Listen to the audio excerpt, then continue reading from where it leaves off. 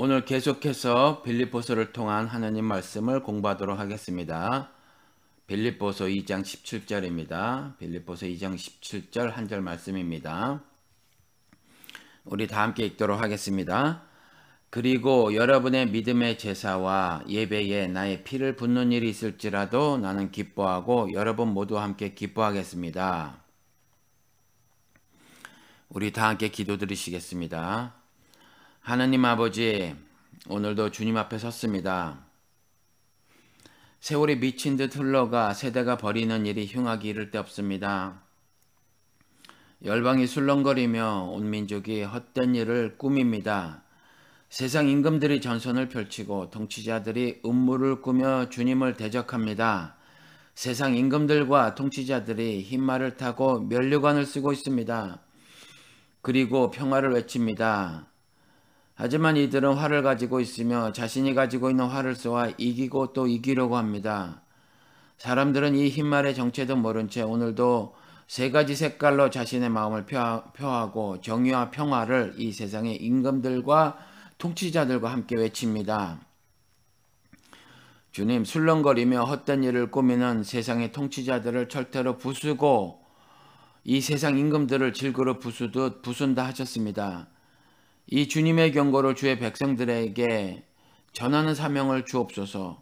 세상의 왕들에게 지혜롭게 행동할 것을 경고하게 하시고 세상의 통치자들에게 경고의 말을 받아들이라 하게 하옵소서.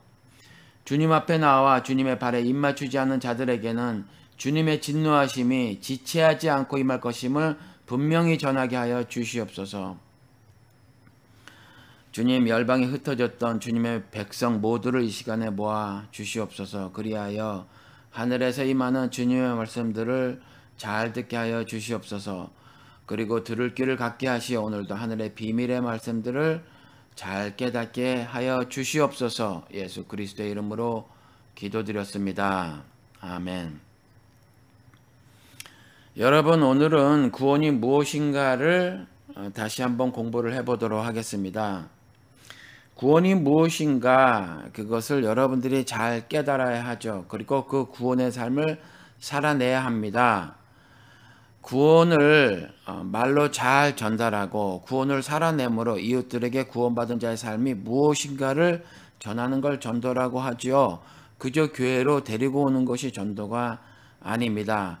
그러려면 여러분들이 구원을 잘 설명할 줄 알아야 하고 그것을 잘 깨달아서 여러분들이 구원의 삶을 잘 살아내야 합니다.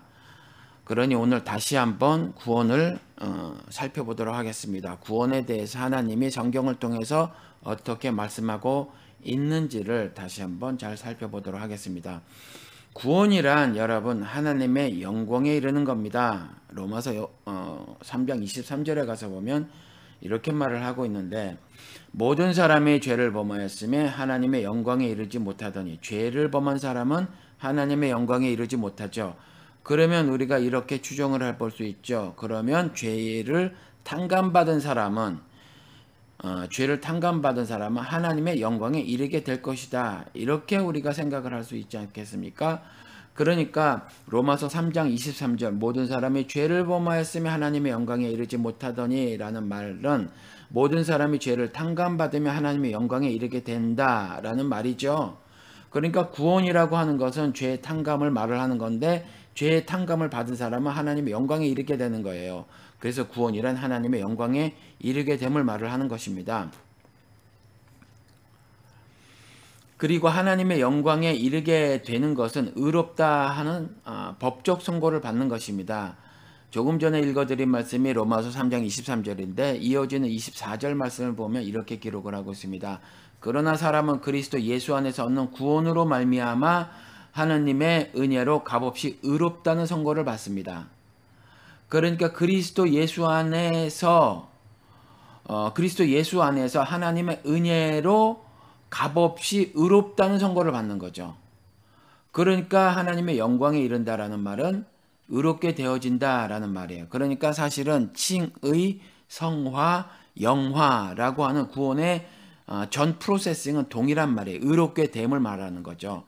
칭의, 성화, 영화 이것은 모두 같은 겁니다. 그래서 바울이 날마다 죽노라 했죠. 한 번 죽고 땡치는 게 아니라는 거죠.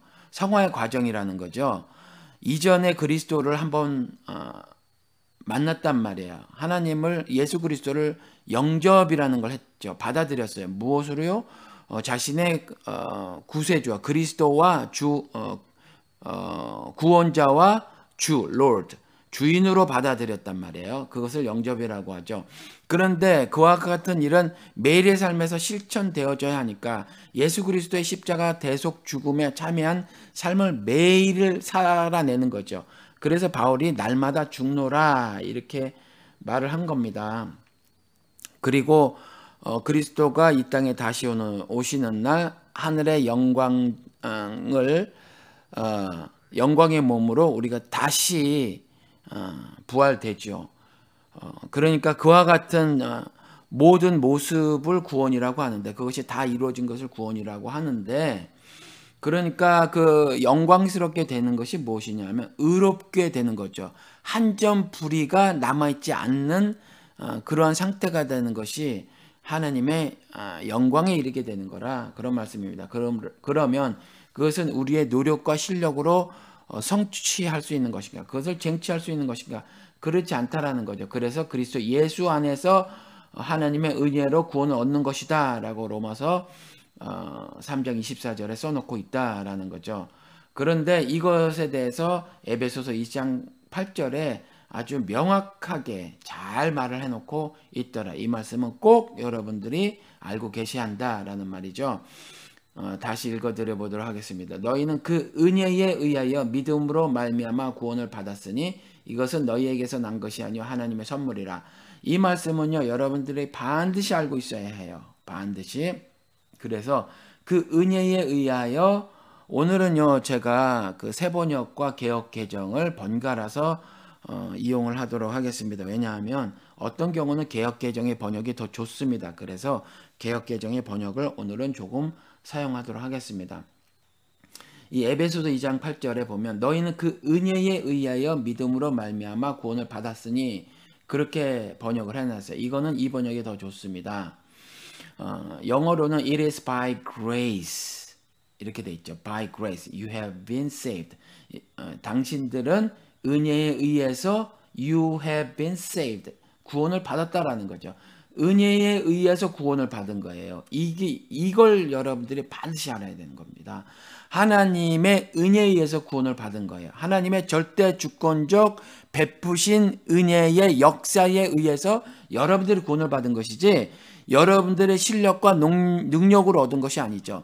그래서 여러분들의 기도라는 행위를 통해서 여러분들이 하늘의 그 어떤 은혜를 조금이라도 얻을 수 있다, 그래서 기도에는 능력이 있다라고 믿으시면 착각이란 말이죠.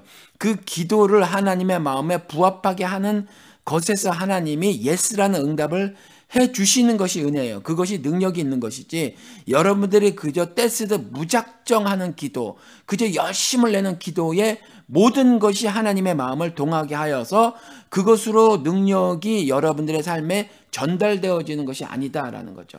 그래서 하나님의 절대 주권적 역사에 의해서 하늘의 은혜가 여러분들의 삶에 전달되어진다라는 것을 반드시 알아야 한다라는 거죠.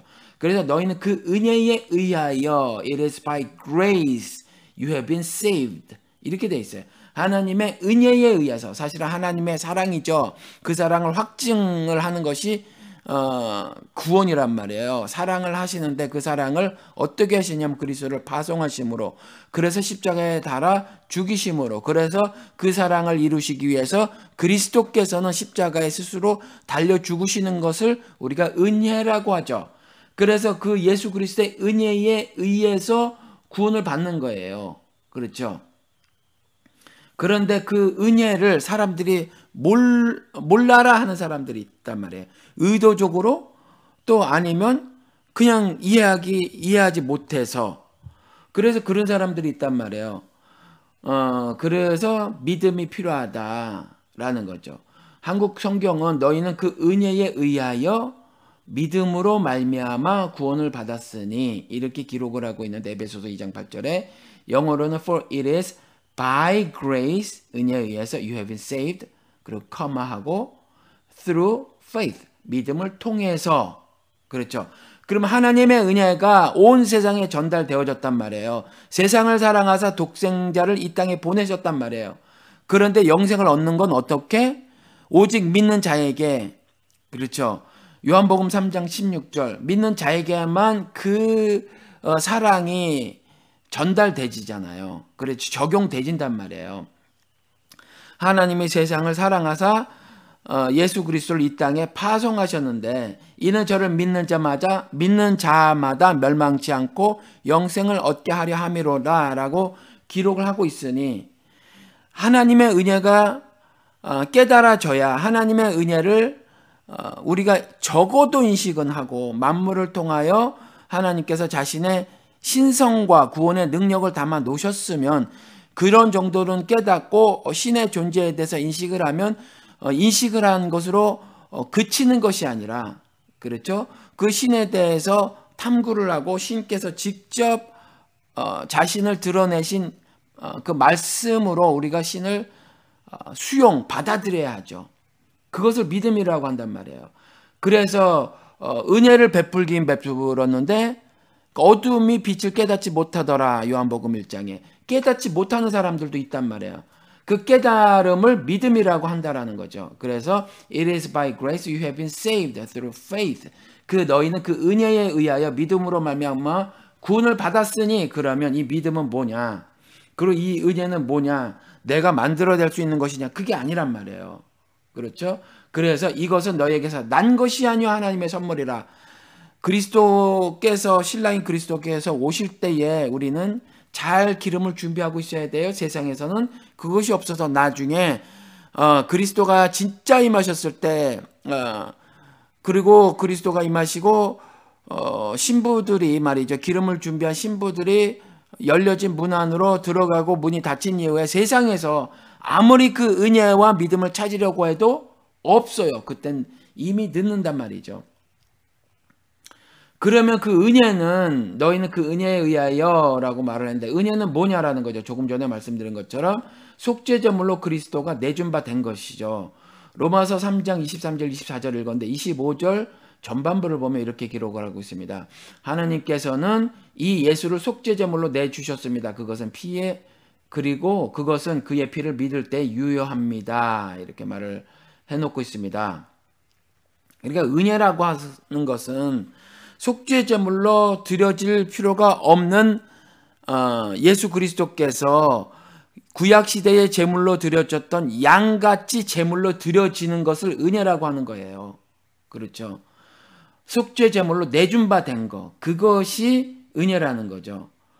그리고 그 속죄제물로 내준 바 된 것이 의미가 있으려면 그 죽음의 피를 믿어야 한다라는 거죠. 그래서 그것은 그의 피를 믿을 때 유효합니다. 라고 전반부에 로마서 3장 25절 전반부에 그렇게 기록을 하고 있다라는 겁니다. 그런데 제가 참고로 하나 말씀을 드리도록 하겠습니다. 한국 기독교계에 이것도 미국 기독교계의 영향이라고 생각을 하고 있는데 피라면 모두 다 그냥 정답이 돼요. 여러 가지 한국 기독교계에서 뭐라고 말만 하면 정답이 되는 것인데 그 중에 가장 큰 것 중에 하나가 뭐냐면 피예요. 피라고 말만 하면 다 되는 그런 정말 그 질 낮은 기독교가 돼버렸단 말이죠. 종교가. 그런데 여기서도 보면 알 수 있듯이 예수 그리스도께서 속죄제물로 내준 바 됐단 말이에요. 그러면 속죄제 여기서 말하는 피는 뭐냐면 죽음의 피예요. 죽음의 피. 그냥 빨간 액체가 아니란 말이에요. 그러면 이 피는 무엇을 말하고 있어요? 죽음. 그 죽음이 여러분들의 죽음을 면케해 주는 거죠. 죄로 인한 형벌을 면케해 주는 거. 예수 그리스도께서 대신 죽어 주시는 거죠. 대신 피를 흘려 주시는 거죠. 대신 속죄 제물로 바쳐지는 거죠. 그렇죠. 그러니까 부상을 당해서 흘린 피라면 안 된다라는 겁니다.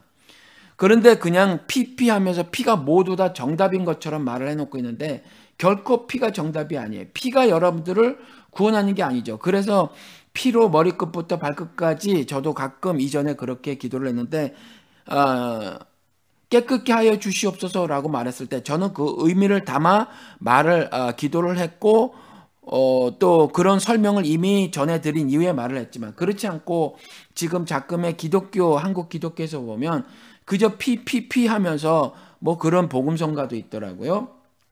뭐 PPP 하는 뭐 그런 복음성가도 있던데 그 피로 무엇이 해결되는 게 아니에요. 여러분들 성화의 주체는 피가 아니라 성령입니다. 피로 우리가 오늘을 살아가면서 정결케 되는 것이 아니라 주님의 주의 성령께서 여러분들을 그 죄로부터 오염을 막아주시는 거죠. 칭의와 마찬가지로 성화도 이루는 그 일의 주체가 누구냐 하면 내가 아니에요. 그것은 성령 하나님이죠. 하나님이 그 일의 주체자시라는 거죠. 그래서 죄로부터의 오염을 막아주는 성화는 누가 이루어 나가시는 거냐 하면 그것 역시 성령 하나님이시란 말이에요. 그렇게 우리가 좀 알아야 합니다. 그리고 그러면 또 구원을 의롭게 되는 건데, 그렇죠? 의롭게 되는 걸 구원이라고 하는 건데, 요걸 다른 말로 어떻게 말할 수 있냐면, 하나님께서 자신의 의를 각각의 인간에게 나타내시는 것이다. 이렇게 우리가 말을 할 수 있겠죠.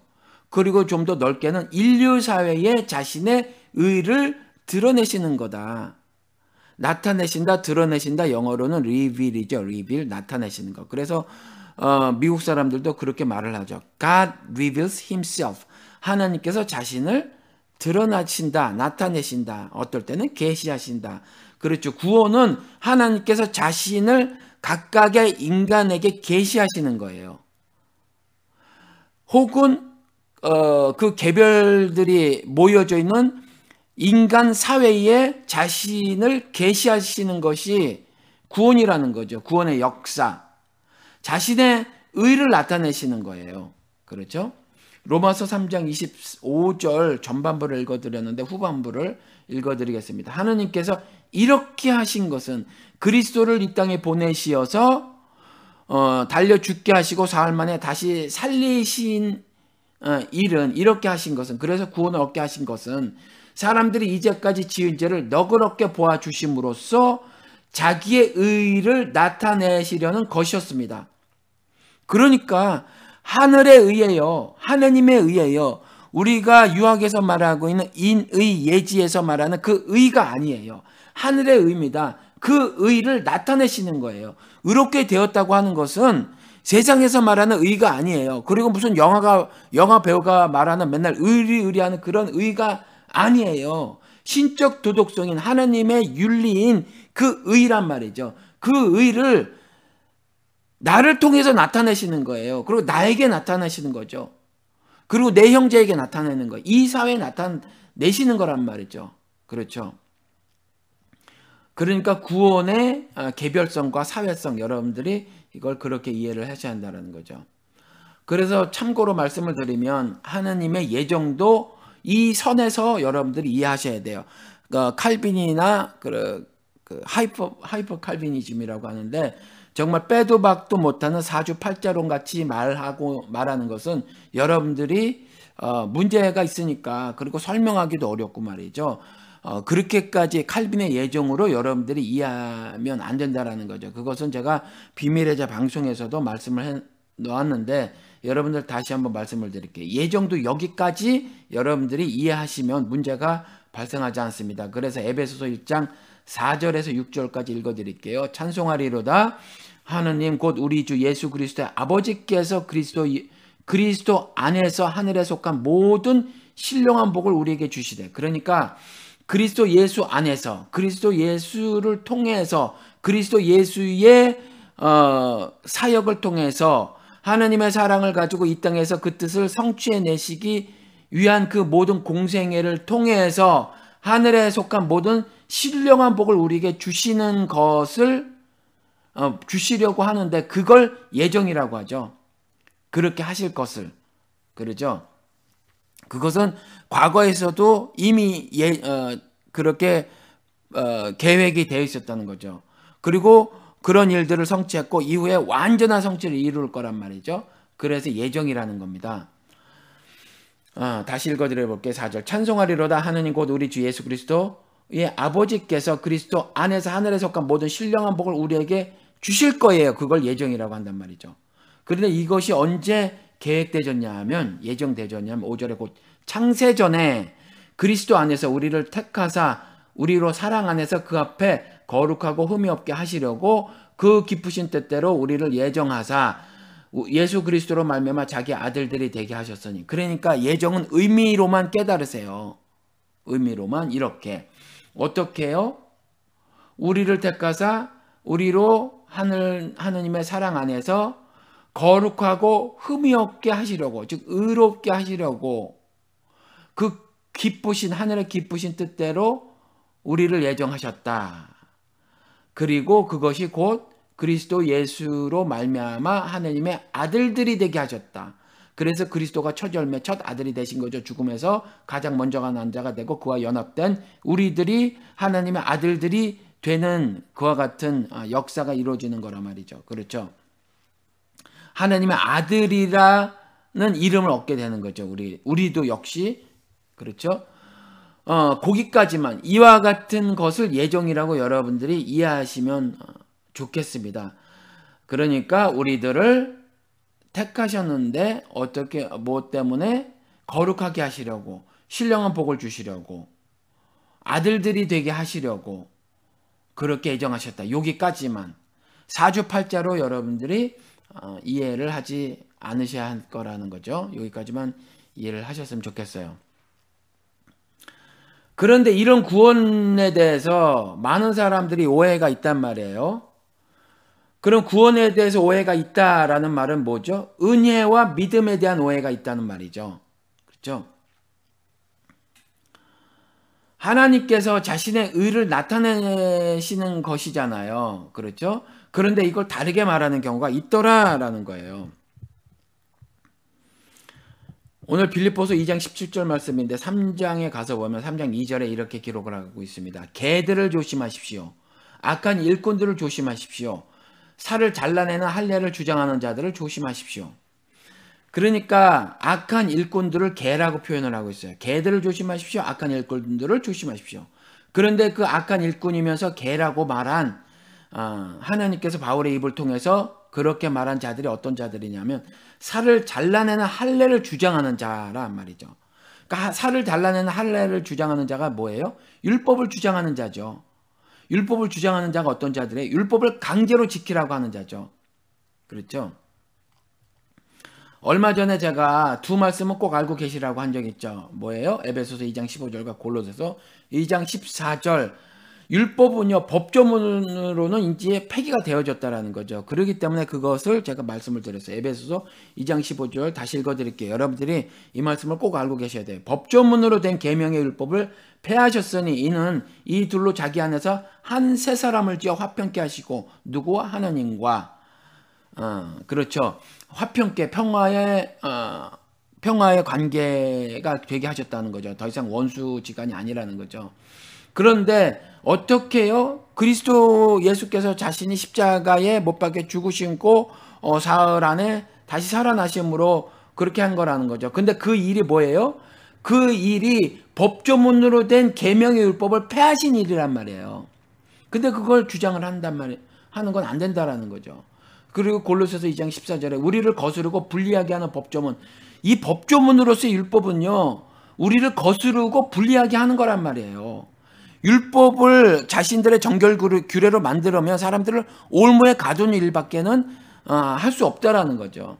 그래서 우리를 거스르고 불리하게 하는 법조문으로 쓴 증서를 지우시고 제하여 버리사 어떻게 하셨어요? 십자가에 못 박으시고 이렇게 기록을 하고 있단 말이죠.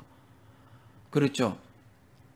그러니까 그럼에도 불구하고 할례를 주장하는 자, 율법을 주장하는 자, 율법을 강제로 지키라고 하는 그 자들은 개다 이거죠. 그 자들은 악한 일꾼이라는 거죠. 그러니까 그들을 조심해야 되는데 그냥 가만히 있으면 깨어있지 못하면 이 개일 뿐인 이 자들, 악한 일꾼이라고 말한 하나님의 바울의 입을 통해서 말한 이 자들에게 속아 넘어간단 말이에요.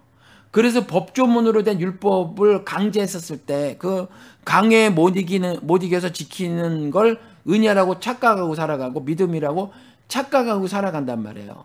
그래서 구원에 대한 오해가 발생되지는 거죠. 말씀드린 것처럼 11조 이거 안 하면 안 되는 것처럼 여전히 알고 있어요. 아무리 말씀을 드리면 뭐예요? 그렇죠.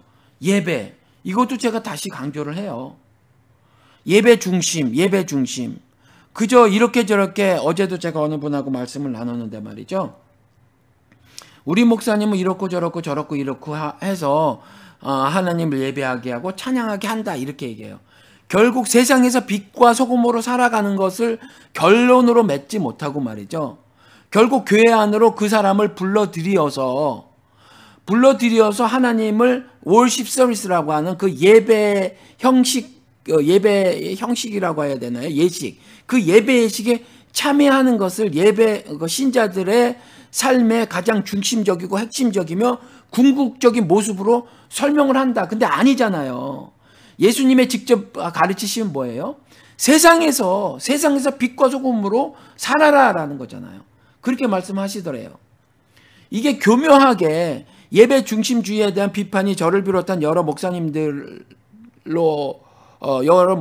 지적을 하시니까 미국엔 더 많단 말이에요. 지금 한국은 거의 없지만은 미국엔 많이 그래도 있어요. 그리고 유튜브 같은 것들이 발달되어졌으니까 그런 목사님들의 설교가 유튜브에서 막 돌아다닌단 말이에요.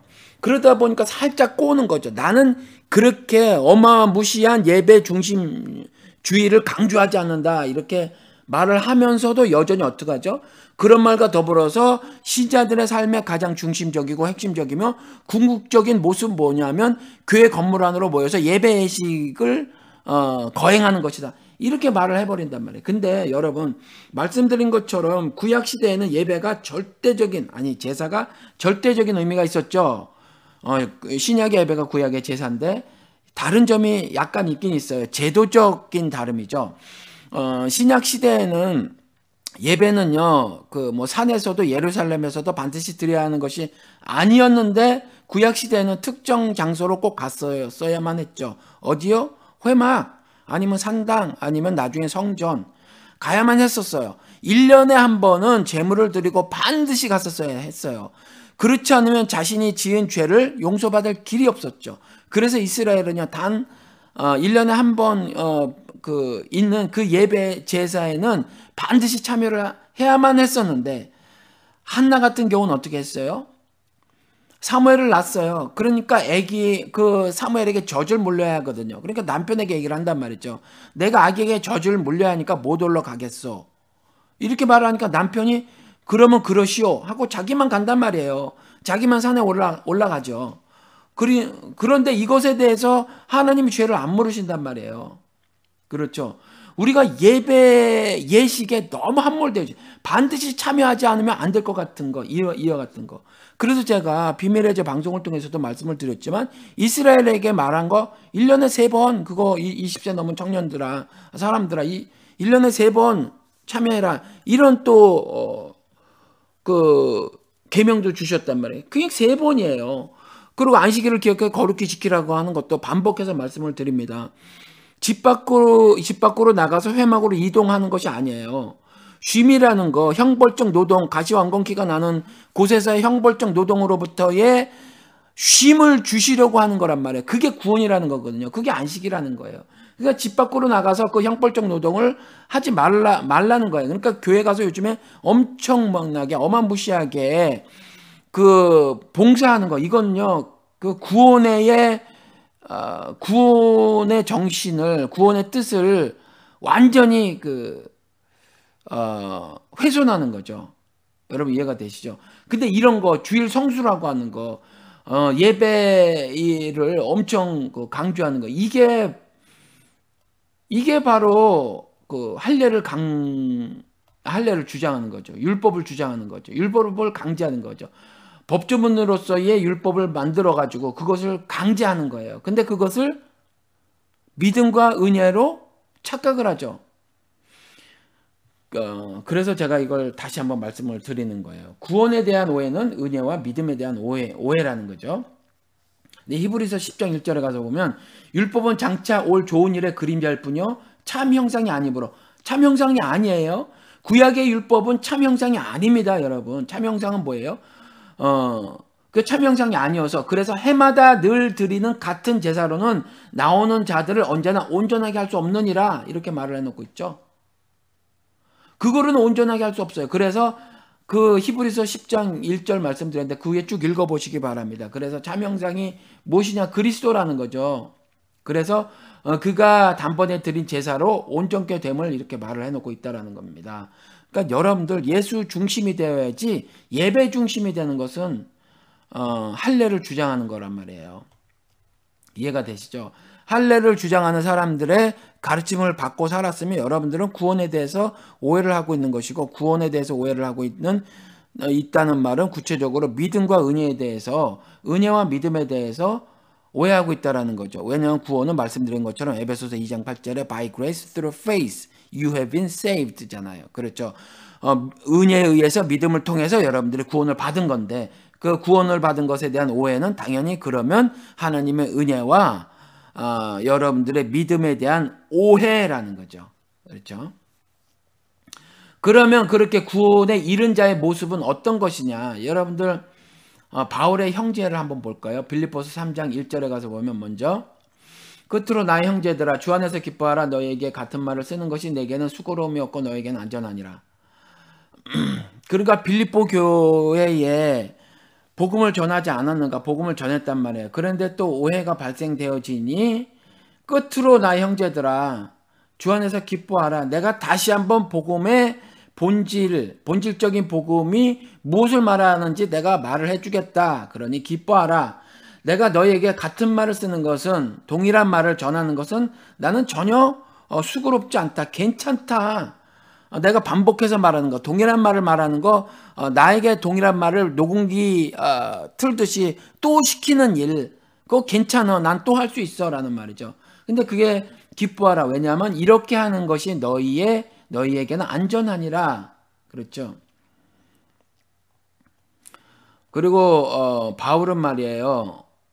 자신이 어떤 사람이었는가를 5절 6절에서 말을 하고 있는데, 뭐냐면 자신은 8일 만에 할례를 받은 사람이고, 자신도 이스라엘 족속이고요. 이스라엘 족속 중에 베냐민 지파고, 그래서 자신은 히브리인 중에 히브리인이요. 율법으로 완전히 바리새인이었더라. 율법을 지키는 그런 사람이 되다 못해 유대인 중에 엘리트가 되어져 버린 사람이더라 라는 거죠. 율법을 가장 잘 지켰던 사람이더라. 그래서 율법을 잘 지키다 보니까 어떤 행함을 했냐 하면 열심을 내서 교회를 받게 했던 사람이더라.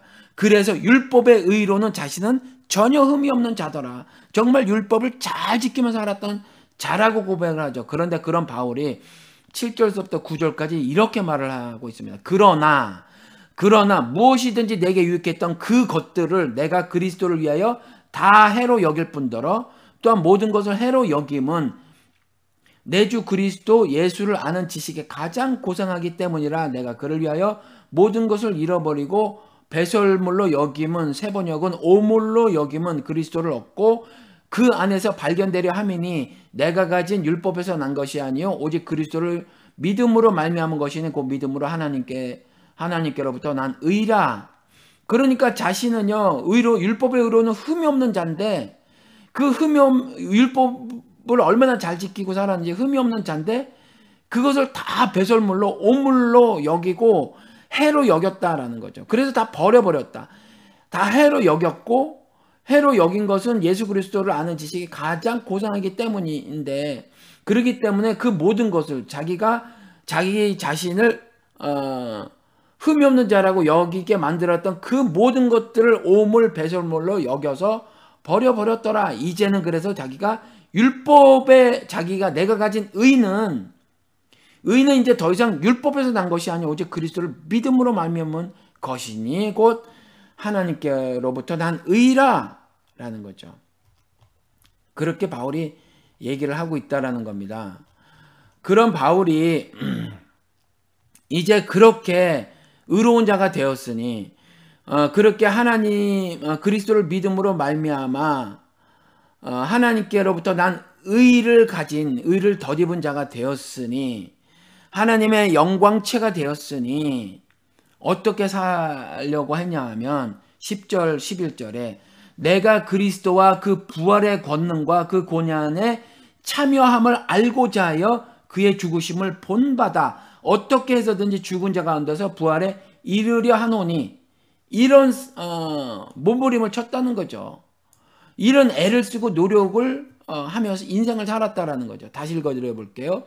그와 같은 하늘의 의로 난 자신은 10절 11절에 내가 그리스도와 그 부활의 권능과 그 고난에 참여함을 알고자 하여, 그러니까 예수 그리스도가 십자가에 죽으신 것의 의미가 무엇이냐, 그 부활한 것이 실제적으로 어떤 의미냐, 그 의미를 알고자 하여 나도 십자가에 그리스도와 함께 죽었다라는 것이 구체적으로 어떤 뜻이냐, 그와 함께 다시 살았다라고 하는 것이 어떤 의미냐, 그가 죽은 자로부터 난 첫 아들이라고 하는 이름 얻었고 나도 그의 죽음과 부활하심에 참여해서 하나님의 아들이라고 하는 이름을 얻은 것은 무슨 의미냐라는 것을 알고자 하여, 그 고난에 참여함을 알고자 하여 그의 죽으심을 본받아 어떻게 해서든지 죽은 자 가운데서 부활에 이르려 하노니, 그러니까 나도 죽으려고 애를 쓰고 죽어서 다시 살려고 회복에 하려고 애를 쓰더라,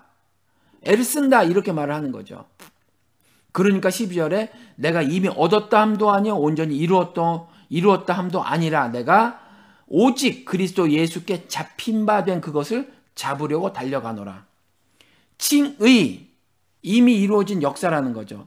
그런데 구원이 끝난 것은 아니란 말이에요. 성화의 과정을 거쳐서 최종적으로 영화까지 이루어져야 그게 구원이 완성이 된 거잖아요. 그런데 구원이 취소될 것이 아니니까 구원 받았다라는 과거 문장으로 써도 가하지만, 그래도 실질적으로는 이미 100% 다 이루어진 것은 아니라는 거죠. 100% 이루어진 것과 진배는 없지만, 그래서 이미와 아직의 의미로 신자들은 자신의 삶을 오늘도 살아간다고 말씀을 드리죠.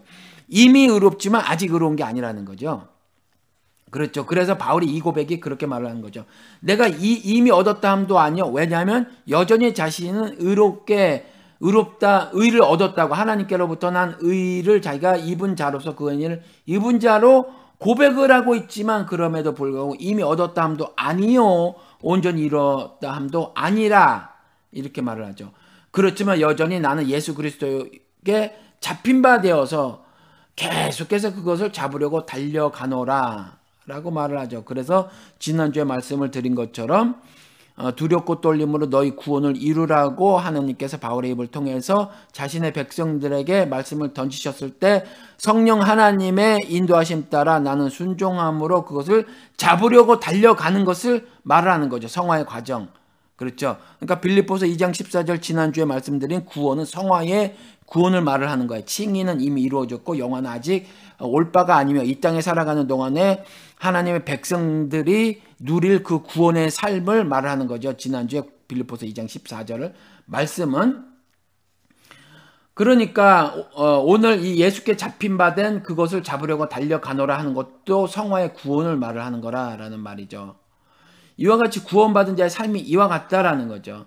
하나님의 은혜로 구원을 얻은 자들은 자신의 믿음을 통하여서 얻게 되는데, 그 자신의 믿음을 오늘은 본문에서 이와 같이 고백을 합니다. 2장 17절 다시 읽어드릴게요. 그리고 여러분의 믿음의 제사와 예배에 나의 피를 붓는 일이 있을지라도 나는 기뻐하고 여러분 모두와 함께 기뻐하겠습니다. 여러분의 믿음의 제사와 예배에 나의 피를 붓는 일이 있더라도, 관제로 드려질지라도, 내가 피의 제물로 바쳐질지라도, 내가 죽음에 처해지더라도 라는 말이잖아요.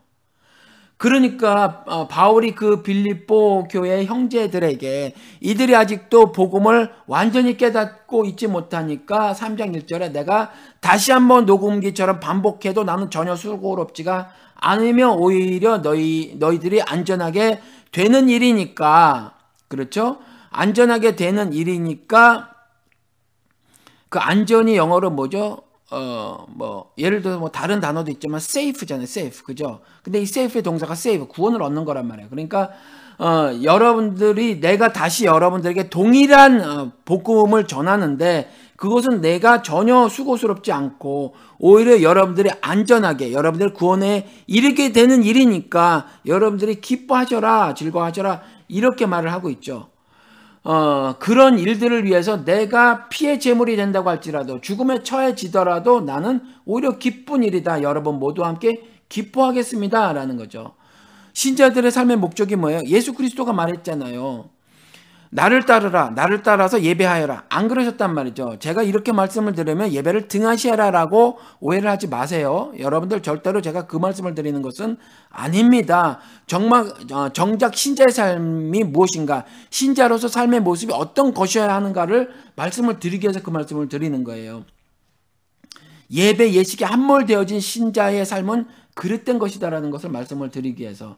그러니까 예수 그리스도께서 나를 따르라 라고 하시고 난 다음에 내가 너를 사람 낚는 어부로 만들겠다 그러셨잖아요. 그리고 예수가 12을 거두셨단 말이에요. 그렇죠. 저도 예수님처럼 12을 거뒀으면 더 이상 더 이상의 소원이 없단 말이죠. 그리고 설교를 들으시는 여러분들도 12를 거두시는 것을 삶의 목표로 삼으시기 바랍니다. 왜냐하면 예수님께서 나를 따르라고 한 제자들에게 삶의 목적이 무엇인가를 그렇게 말씀해 놓으셨으니까. 저도 12를 거두는 거고요. 여러분들도 12를 각각 거두는 거예요. 인천에서 거두고 창원에서 거두고요. 목포에서 거두시고 원주에서 거두시고 서울에서 거두시고 일본에서 거두시고 베트남에서 거두시는 거예요. 그리고 미국 여기 달라스에서 거두는 거고. 그러니까 여러분들이 이와 같이 그렇게 거두시란 말이에요. 그 거두는 일을 오늘 바울이 어떻게 말을 해놓고 있어요? 여러분의 믿음의 제사와 예배에, 그러니까 믿음의 제사와 예배를 드리는 사람들은 어떤 사람들이에요? 하늘의 의를 입은 사람들, 하나님의 은혜를 이제 믿음으로 깨달은 사람들. By grace through faith you have been saved. 그러니까 하나님의 은혜에 의해서 믿음을 통해서 구원을 얻은 그 사람들이 믿음의 제사와 예배를 드릴 수 있잖아요. 그렇게 여러분들을 얻기 위해서, 그런 사람으로 되게 하기 위해서 나는 죽음에 처해지는 것을 오히려 기뻐하겠다. 내가 예배에 나의 피를 붓는 제물로 처해지더라도, 그런 제물로 처해지더라도 나는 오히려 여러분들과 함께 기뻐하겠다. 이거 말하는 거거든요. 세상의 가르침과 세상의 윤리와 완전히 다르죠.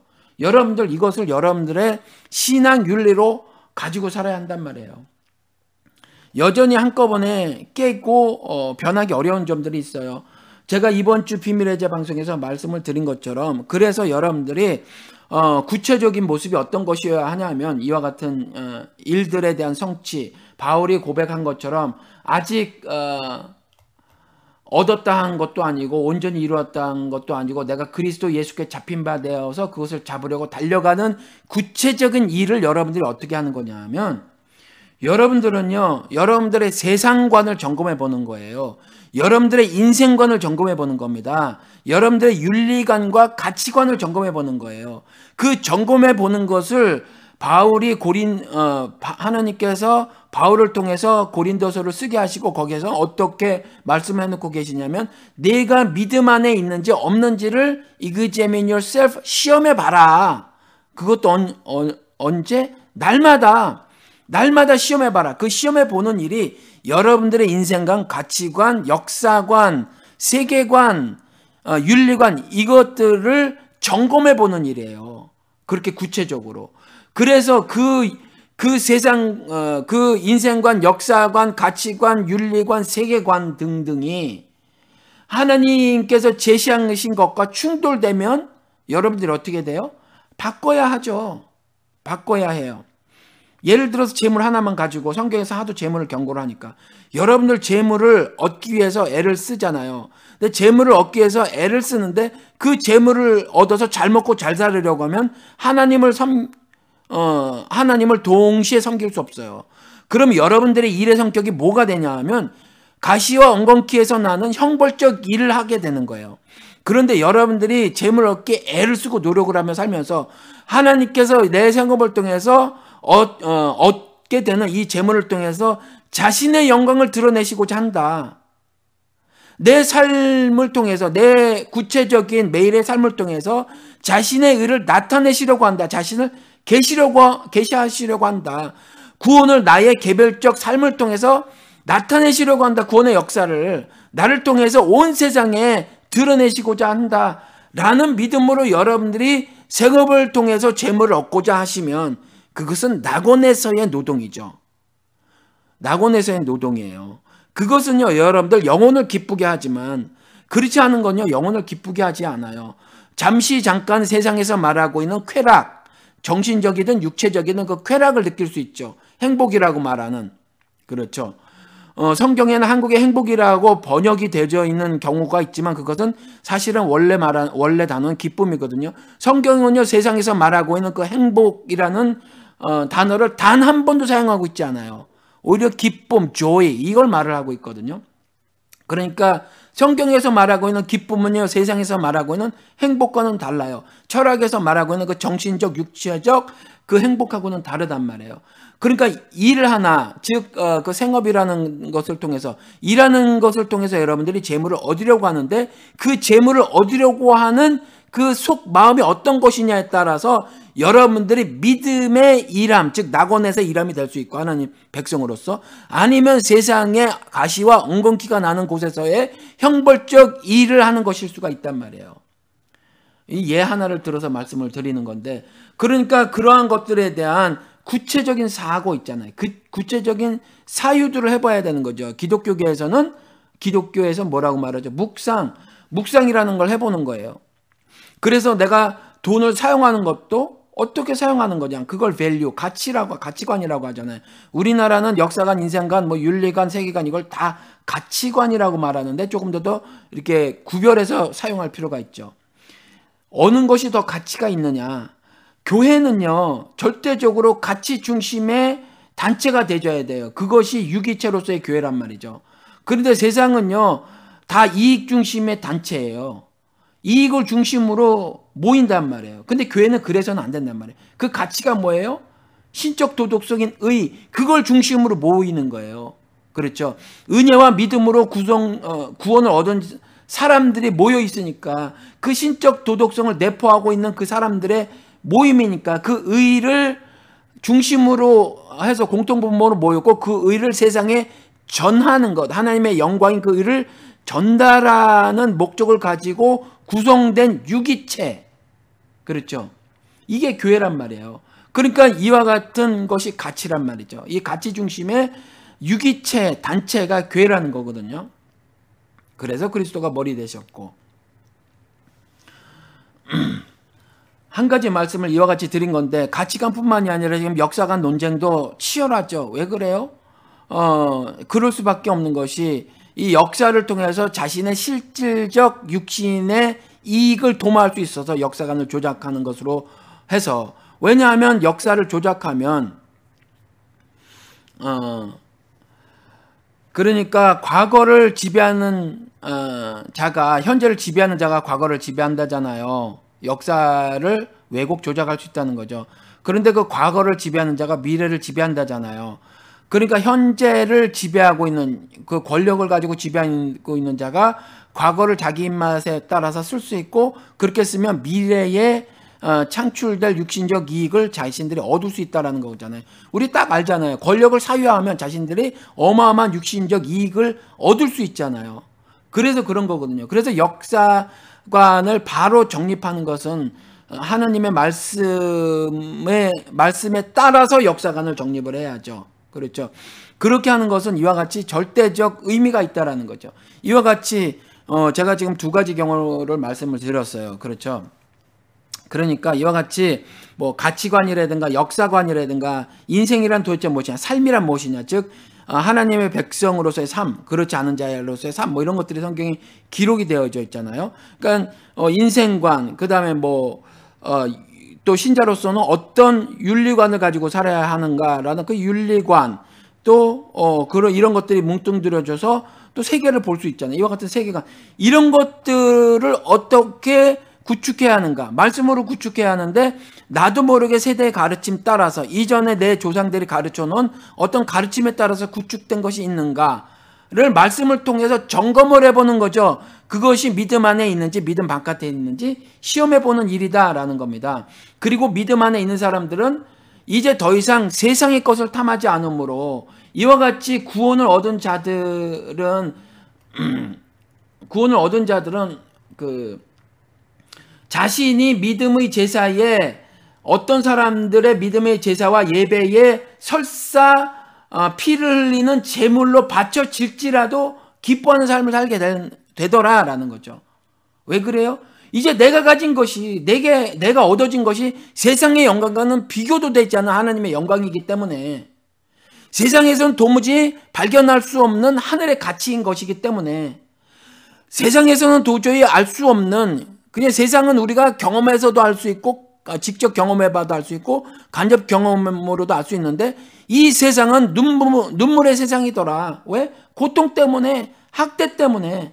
그런데 그 죽음의 고통이 있는 세상이 아니어서 더 이상 눈물이 없는 그곳, 그렇잖아요. 그 천국 백성의 삶을 살 수 있기 때문에, 그래서 그 소망으로 사니까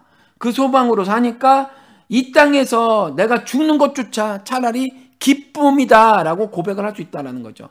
근데 그저 죽는 게 아니잖아요. 이제 신자들의 삶은 어떤 하늘 가치를 구현하며 살죠.